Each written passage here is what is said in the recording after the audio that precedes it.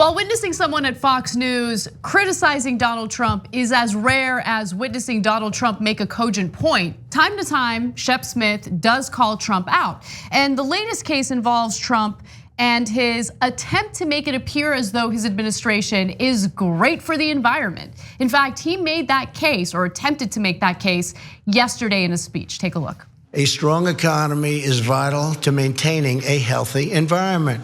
When we innovate, produce and grow, we're able to unleash technologies and processes that make the environment better while reshoring. And so importantly, you look at reshoring production all the way, taking it away from foreign polluters and back to American soil. The previous administration waged a relentless war on American energy. We can't do that. They sought to punish our workers, our producers, and manufacturers with ineffective global agreements that allowed the world's worst polluting countries to continue their practices. Now, normally, we would spend a considerable amount of time debunking all the lies that he told in that speech. But luckily, Shep Smith on Fox News did it for us. So let's take a look. Trump 2020. Thank you, dude. Well, there you go. The president talking the environment, and the White House record on the environment and its work to reduce climate change is widely criticized by environmentalists and academics. Harvard Law School and Columbia Law, among others, have comprehensive environmental trackers that identify deregulatory efforts related to the environment. As of last month, a New York Times analysis based on research from those groups found more than 80 environmental rules and regulations on the way out under President Trump. Here's what the research and analysis found. In air pollution and emissions, 10 rules have been overturned and 12 more removals are in the process. On drilling and extraction, 9 overturned, 9 more in progress. On infrastructure and planning, 12 overturned. On protection of animals, 8 overturned. 3 gone regarding toxic substances and safety. On water pollution, 4 rules and regulations overturned. The Times lists these notable moves and reversals. The administration withdrew requests for oil and gas companies to report methane emissions data.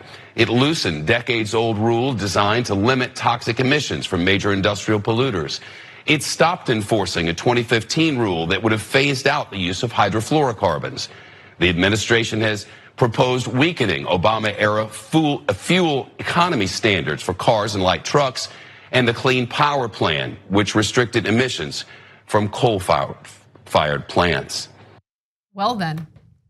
Okay, so I'm going to add on top of that a little bit. Look, I know that some Republicans think, yeah, well, this is what we elected him for.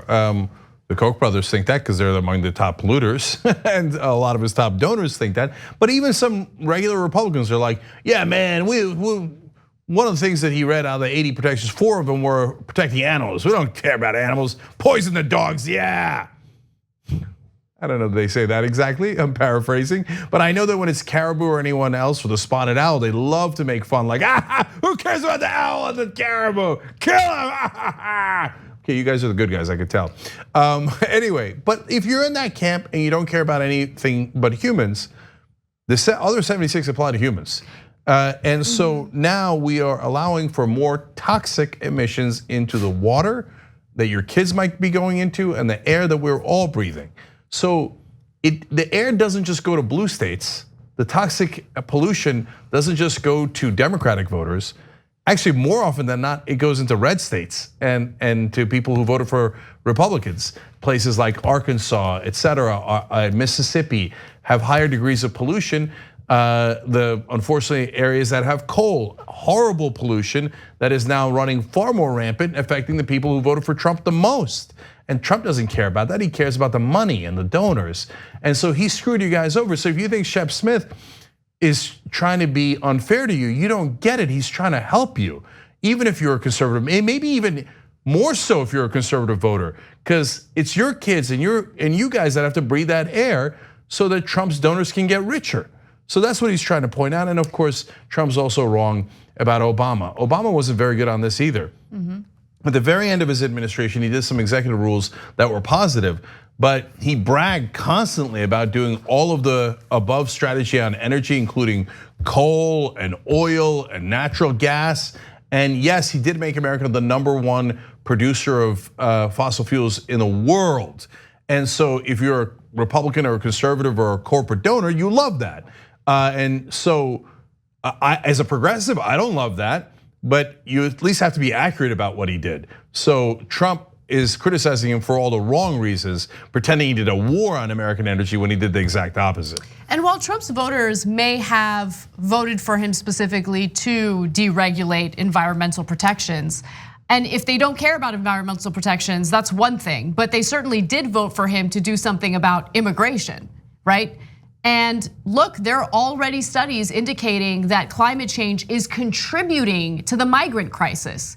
Because the reality is, when people are desperate and the conditions in their countries are unlivable, what do you think they're gonna do? They're gonna flee for safety. So it's a national security issue, which is what the Pentagon calls it.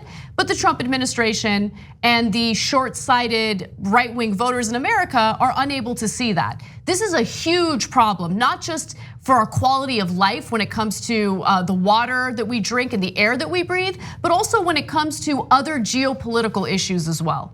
So, maybe the most accurate thing Trump ever said was, I could shoot a guy on Fifth Avenue and my voters wouldn't care.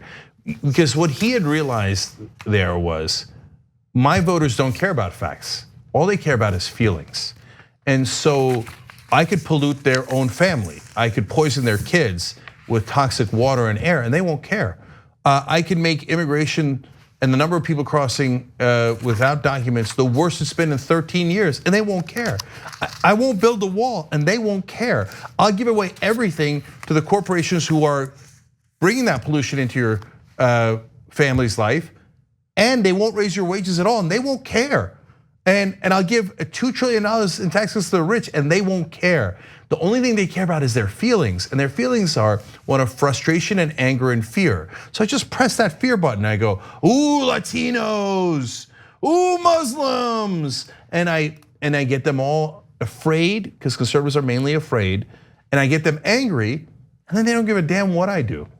And that's the one thing he was definitely right about. The TYT Plus app is now available on iOS and Android. Download to get more TYT content at tyt.com/app.